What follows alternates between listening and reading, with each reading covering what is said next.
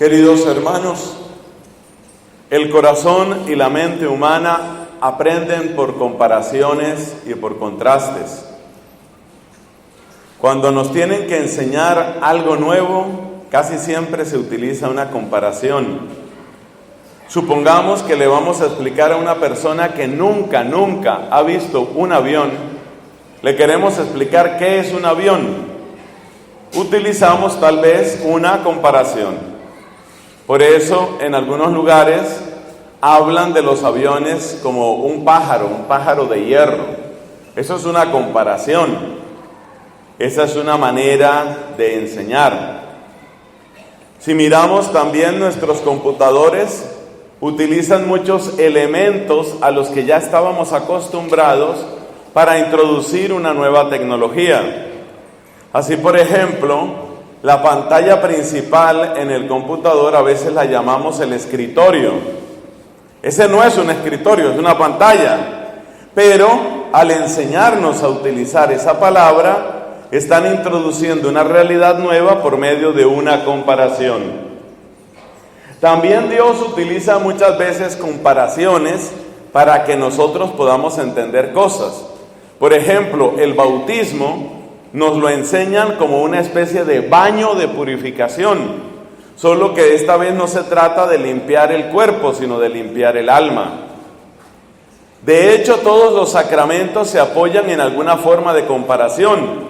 Así, por ejemplo, en la Santísima Eucaristía se nos da un alimento, que es un alimento espiritual, pero fíjate que Jesús quiso que tuviera la forma, el aspecto de pan. No es pan, es el cuerpo de Cristo, pero tiene aspecto de pan, de manera que de la realidad corporal pasamos a una realidad espiritual y eterna, a través de ese parecido, analogía o comparación. Otra manera de entender las cosas es por medio de contrastes. Muchas veces, para entender la diferencia entre el pensamiento de Dios y la manera como se suele pensar en este mundo, Jesús utilizó contrastes. Un contraste a veces adquiere el aspecto de una paradoja, una aparente contradicción.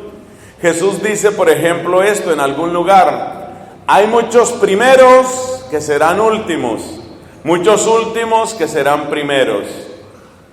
Ahí se parece como a una especie de contraste, como si Jesús nos estuviera diciendo: mucha de la gente que ustedes consideran muy importante y muy exitosa, quizás Dios la ve de otra manera. Y muchas personas que ustedes desprecian o no toman en cuenta, seguramente Dios las está viendo de otro modo. Eso es enseñarnos a través de un contraste.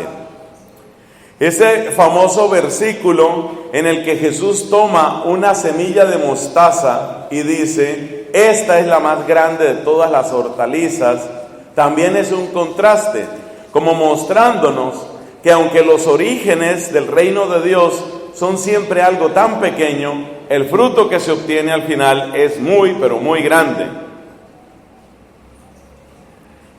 Otro ejemplo, y es el último que voy a dar de los contrastes, es el que sucede en la última cena.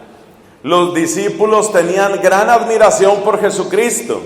Tanta admiración tenían que en alguna oportunidad se preguntaron: ¿quién es este que hasta el viento y el mar le obedecen? Es decir, sentían una gran admiración. Jesús para ellos era una persona muy grande.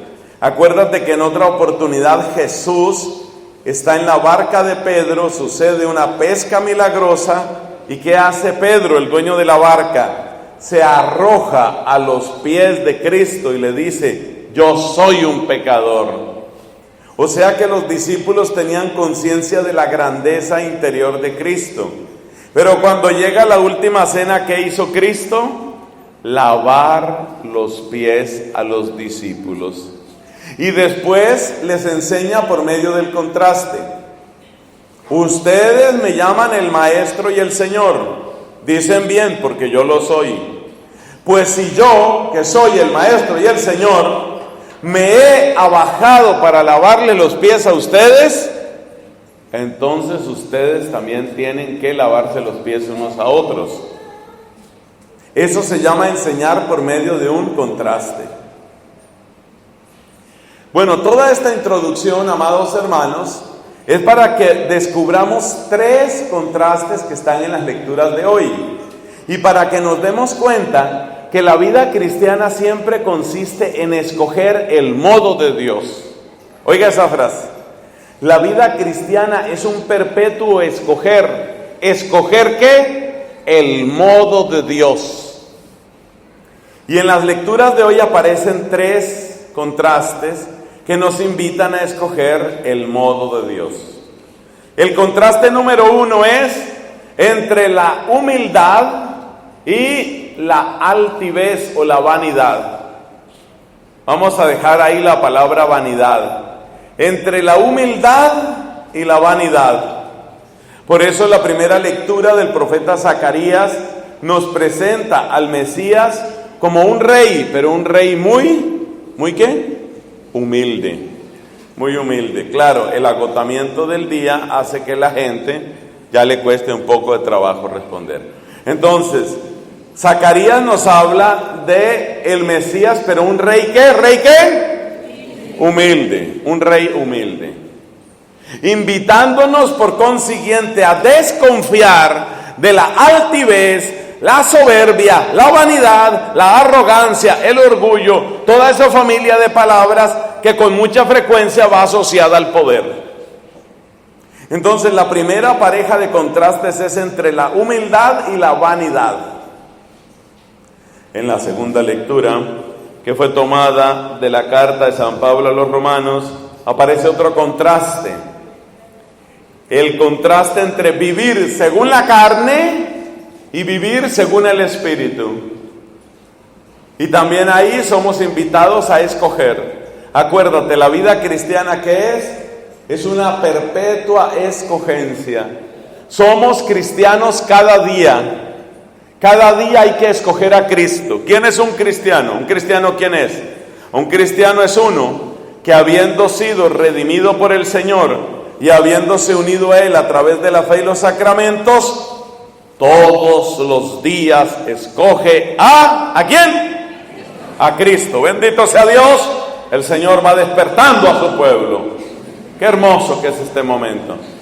Entonces, ¿qué ser cristiano? Es escoger a Cristo todos los días. Porque todos los días hay desafío. Todos los días hay combate. A veces el combate es recio. El combate es duro. Otras veces es un combate un poquito más suave, pero todos los días hay combate. Cristiano es aquel que ha sido alcanzado por la redención de Jesucristo. Y habiéndose unido a Él por la fe y los sacramentos, todos los días escoge a Jesucristo. ¿Llevamos cuántos contrastes hasta ahora? 2. Bendito sea Dios. Respondieron 7 personas. Llevamos 2. El contraste entre humildad y vanidad. Y todos los días hay que escoger.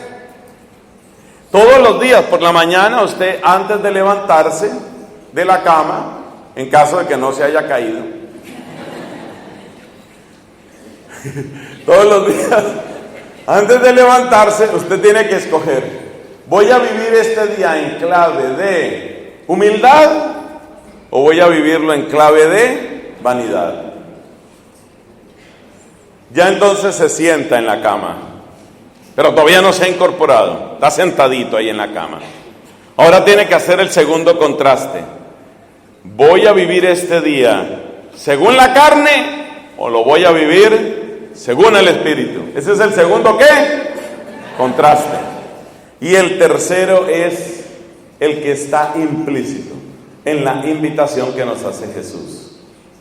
¿Voy a vivir este día como un camino hacia Jesús o como un camino que me aparta de Jesús?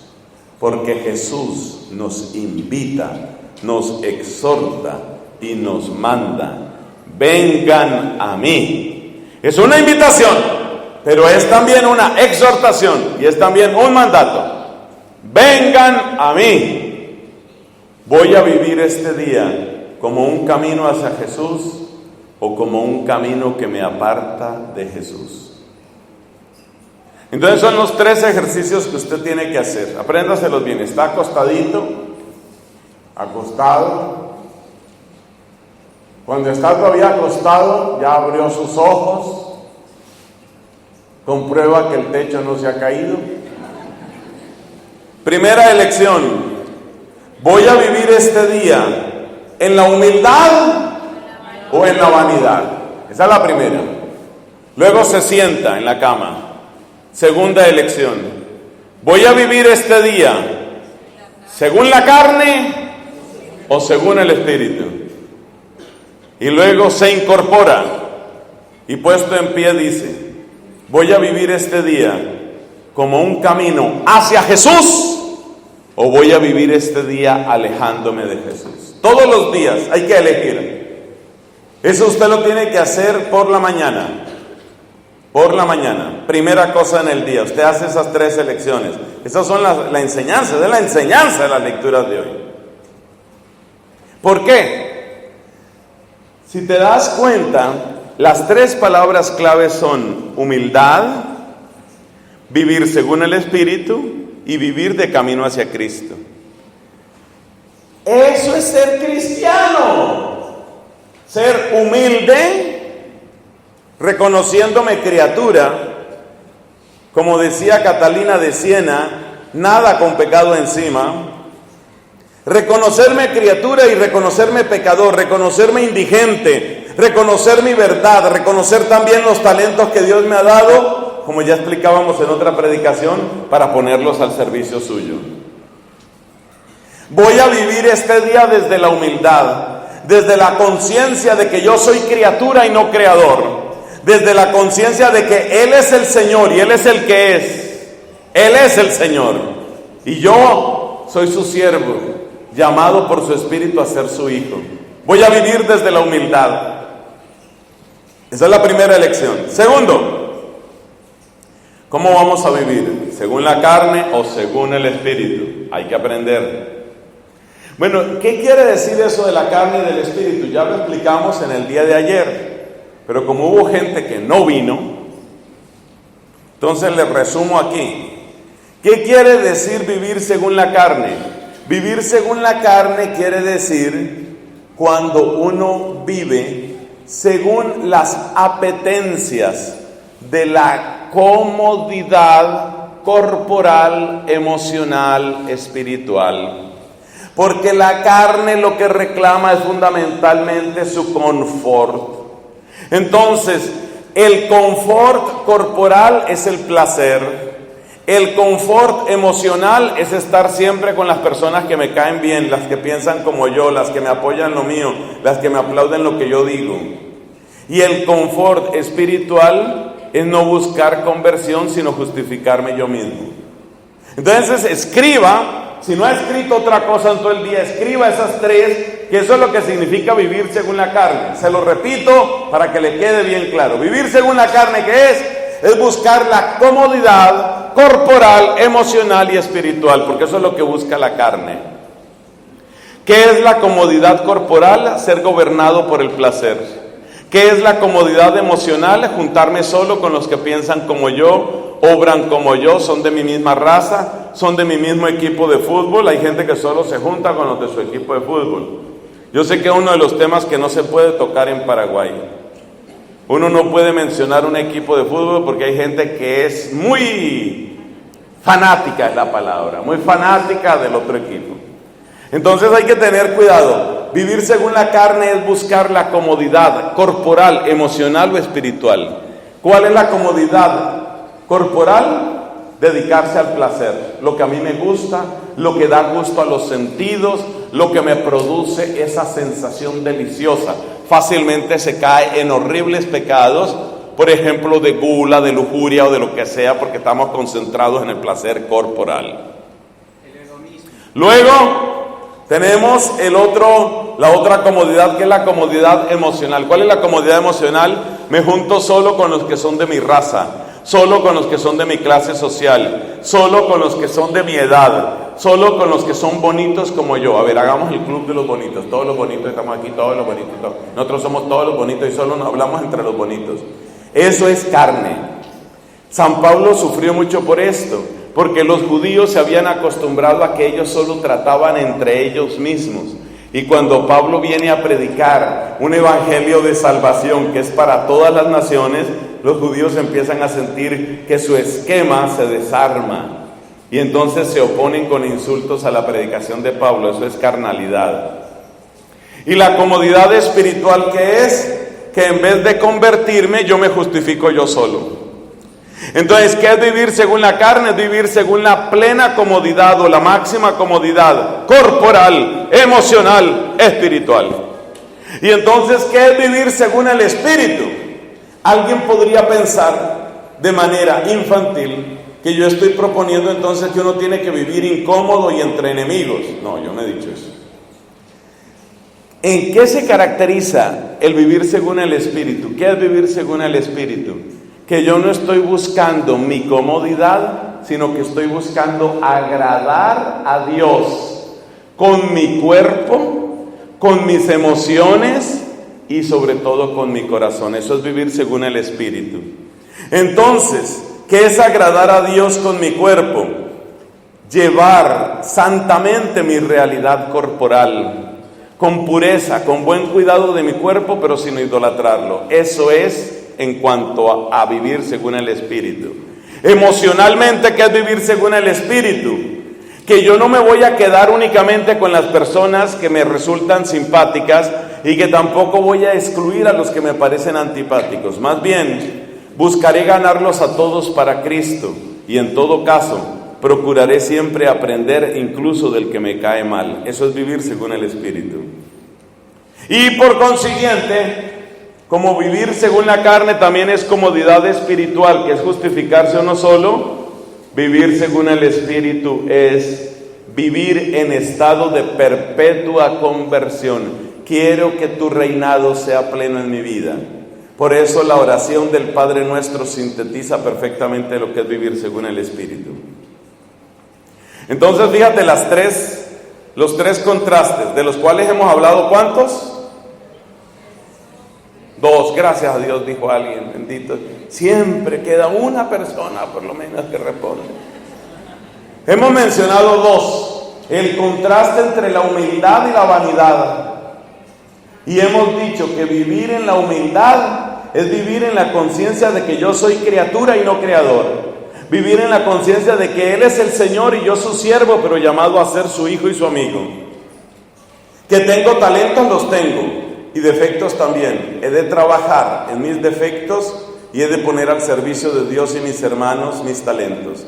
Eso es la humildad. Luego, segundo, era el tema de la carne y el espíritu. ¿Qué es vivir según la carne? Es encerrarse uno en la comodidad, ya se trate de comodidad física, emocional o espiritual. Comodidad física es idolatría del placer, comodidad emocional es que solo me junto con los que son como yo. Comodidad espiritual es que yo me justifico todo. ¿Qué es entonces vivir según el Espíritu? Vivir según el Espíritu es llevar santamente mi cuerpo, no ponerle condiciones a Dios en cuanto a las personas a las que voy a servir, porque yo quiero que todos lleguen a Cristo. Y de hecho hago un esfuerzo consciente por aprender de las personas que son distintas a mí o piensan de otro modo que yo. Eso es vencer la carne.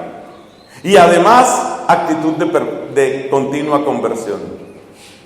Ahí hemos visto 2 contrastes, humildad y vanidad, y carne y espíritu. Pero vamos a decirlos en el mismo orden. Humildad y vanidad, espíritu y carne. Espíritu y carne, o sea, vamos a vivir según el espíritu, no según la carne. Y el tercer contraste, ¿cuál es? Voy a vivir este día como un camino hacia Jesús. Y en Él voy a buscar mi descanso. ¿Cómo busca uno el descanso en Cristo? Hay tantas maneras. Encontrar la comunidad creyente, eso es una belleza. Yo, por ejemplo, cuando tengo esta oportunidad de servir, esto no es para que se pongan vanidosos ustedes, ni mucho menos, Pero para mí es una buena noticia cuando me invitan a Asunción, Paraguay. Es una buena noticia. ¿Por qué? Porque yo siento que hay amor a Dios. Yo me siento a gusto en medio de la alabanza. Me gusta cómo la gente canta. Me gusta que la gente es extrovertida, la gente es expresiva, la gente le da la gloria a Dios. No tienen problema en darle un aplauso a Jesucristo, a la Virgen María. Eso es bello, eso hace que uno se sienta a gusto. A gusto. Entonces, ¿cómo encuentra uno su descanso en Cristo? Uno lo encuentra en la comunidad cristiana. Uno lo encuentra en la dulzura de los sacramentos. Por eso es muy importante no comulgar de cualquier manera, como si me hubieran dado una galletita. No. Cuando usted reciba el santísimo cuerpo de Cristo en el acto piadoso de comulgar, de recibir ese cuerpo del Señor en su propio cuerpo, llene como un volcán, llene su corazón de amor, derrita su corazón de amor, disfrute ese momento. Ese es un momento santísimo y usted tiene que vivir su día de cara a Jesús, en alabanza, en amor. Gracias, Señor, esto es lo más bello del día. Eso es lo que debe decir un carismático, es lo que debe decir un cristiano. Esto es lo más bello del día. Que hubo oraciones bonitas, que hubo predicaciones, sí, más o menos, que hubo unos cantos, sí, se puede decir que bueno. Eso es poco y palidece delante de Jesús, mi Jesús, Jesús que viene a nosotros, Jesús que se ha entregado a nosotros. Ese tiene que ser mi descanso, mi descanso. Muchas personas encuentran su descanso. Jesús dice: venid a mí y encontraréis vuestro descanso. Muchas personas encontramos nuestro descanso en un buen rato de oración a solas. Llegas, por ejemplo, al sagrario. Ahí está Él. Tú le abres tu corazón, Él abre su corazón. Tú le muestras tus llagas, que las tienes por tus heridas, por tus pecados, por el dolor que otros te han causado. Tú le muestras tus llagas y ¿Él qué hace? Te muestra sus llagas. Y el amor de Él, gota a gota, te consuela y te levanta. Entonces, ese es el ejercicio. Ahí termina la homilía. Ya está. ¿Ya aprendió? 3 ejercicios que hay que hacer por la mañana. Se lo repito con toda la dramatización. Usted está acostado, abre sus ojos. Dijimos que lo primero era comprobar.